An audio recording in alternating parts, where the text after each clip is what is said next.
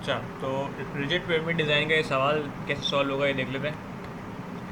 सबसे पहले इसकी डिज़ाइन इक्वेशन में मैं खोल रहा हूँ ये। अच्छा, इसके अंदर जो ये सारे वेरिएबल्स हैं ना, ये सारे याद होने चाहिए। जेड आर जो है इक्विवेलेंट फैक्टर है रिलायबिलिटी का, एस नॉट जो है स्टैंडर्ड डेविएशन है, डी थिकनेस है, delta P S I serviceability loss जो होती है हमारी इनिशियल फाइनल माइनस करके आती है, ये वो है। ये सारे वेरिएबल याद होंगे ना, तो फिर सवाल में से ये आप एक्सट्रैक्ट कर सकते हो कि कौन सा वेरिएबल कौन सा है।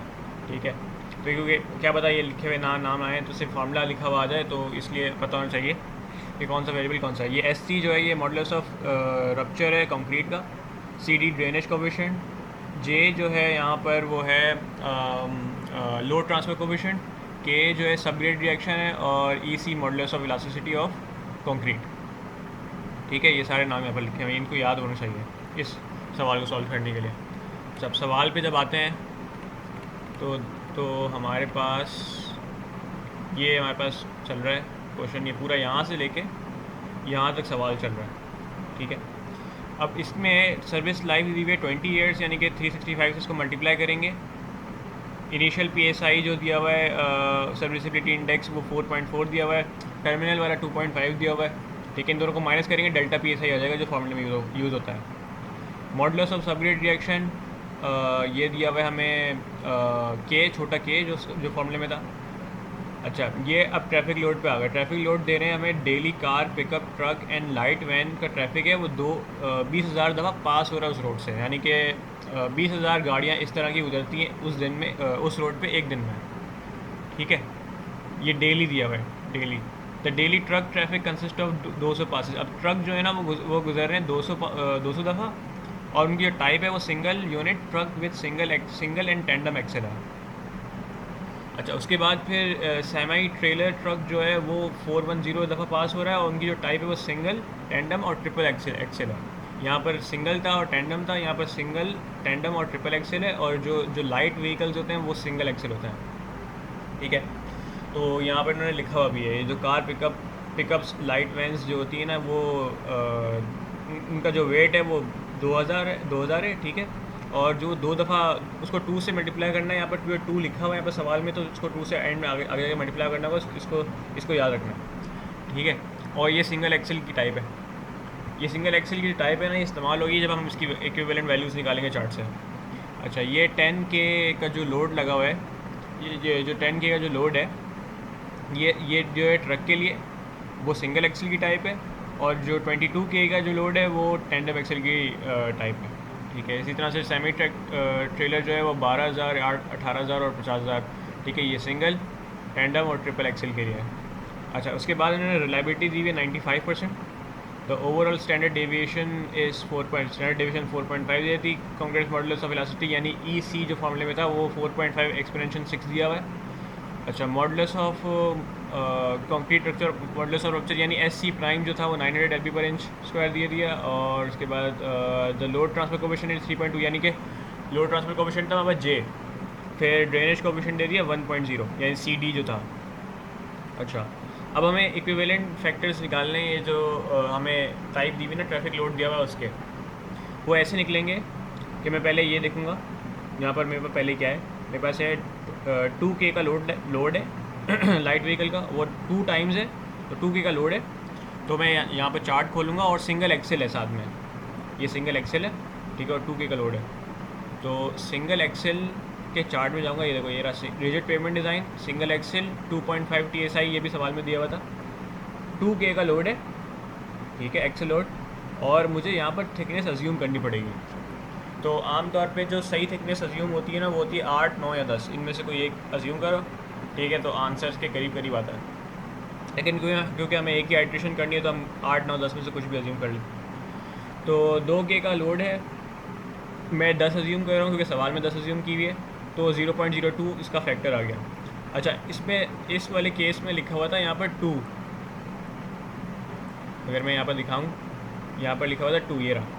तो ये 0.0002 को 2 दफ़ा मल्टीप्लाई करना है, मतलब 2 से मल्टीप्लाई करना है। ठीक है, इसको इस तरह से एक और फैक्टर निकालेंगे हम, ये ला सिंगल एक्सेल का 10K का लोड है, और टेंडम एक्सेल का 22K का लोड है। तो चार्ट में आए सिंगल एक्सेल का 10K का लोड ये आ रहे हैं हम, ये वाला फैक्टर हो जाएगा हमारा। और जो टेंडम एक्सेल का लोड है वो है 22K यानी 22K, ये 10 इंच में ये वाला फैक्टर बनेगा। ठीक है, तो ये फैक्टर्स हमें निकालना है।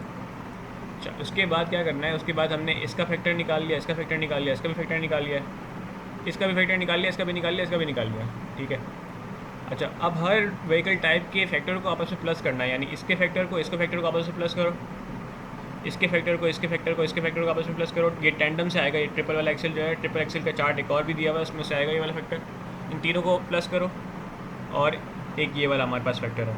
अच्छा, इस फैक्टर्स को हमें मल्टीप्लाई करना है नंबर ऑफ़ पासेस से जो उसके रिस्पेक्टिव व्हीकल टाइप के हैं, यानी कि इसका जो फैक्टर है कार्स पिकअप लाइट वैन्स का, उसको हम मल्टीप्लाई करेंगे 20,000 से।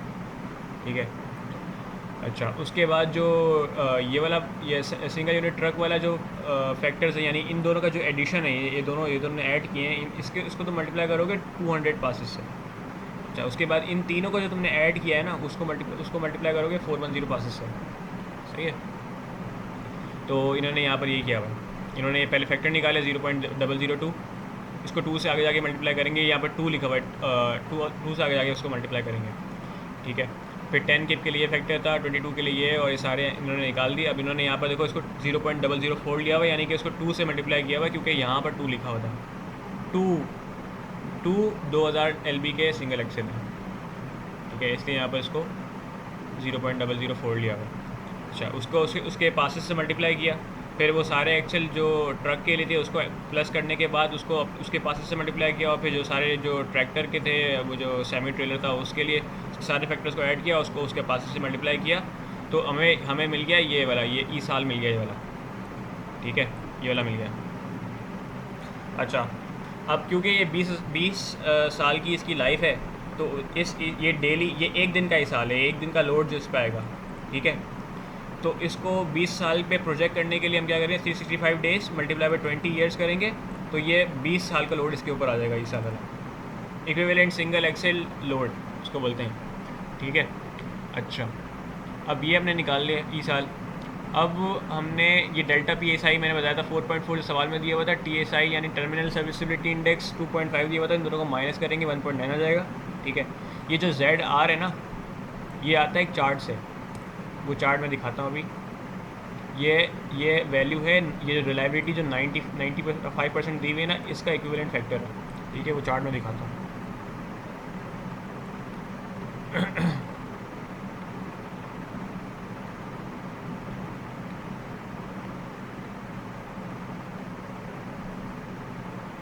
अच्छा, कुछ सवालों के अंदर हमें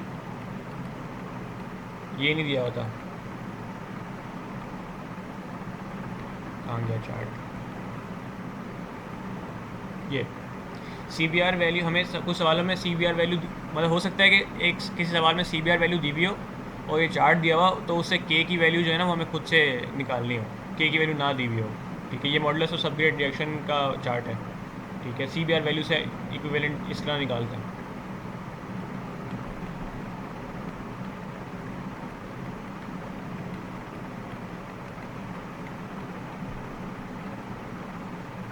ये रहा, ये जो चार्ट है ये हमारे पास थी 90% रिलायबिलिटी 90, और फिर 95% रिलायबिलिटी थी। उस पर जो ZR हमारा आ रहा है ना -1.645 आ रहा है। ठीक है, तो ये फैक्टर यहाँ से आया, ये रहा -1.645। ठीक है, ये फैक्टर हमने ZR का निकाल लिया। अच्छा, अब आगे कैसे सॉल्व करना है इसको मैं अगली वीडियो में बताऊँगा।